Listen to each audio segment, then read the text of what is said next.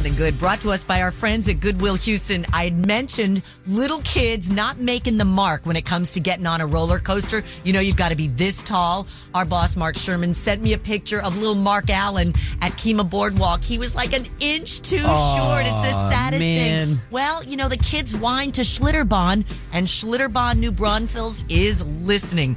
They are opening up a reimagined kids zone. Now, the first one's going to happen in New Braunfels. It's the world's first ever kids water coaster. Shat's Storybook Park is what it's called, featuring a puppy-themed fairy tales gushing with splish splash kinds of fun for the kids. The kids water coaster. It's a pint-sized take on Schiltterbahn's Master Blaster. It's called the Bow Wow Blaster. And there's also the Forbidden Forest and the Fairy Tale Trail. And all these exciting adventures for little kids will be opening in 2024. So finally, the kids can have some awesome fun at these water parks. Producer Anthony. Tell me something good.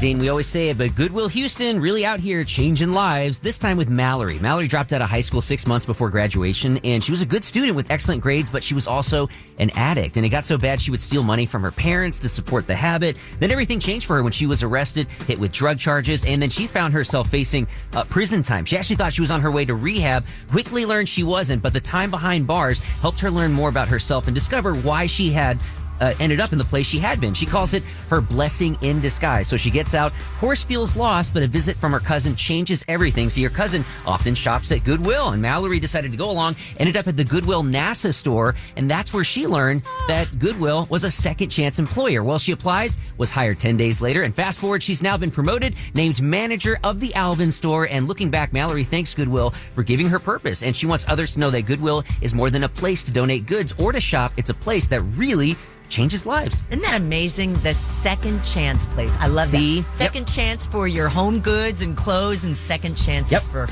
people as well. That is such a great story.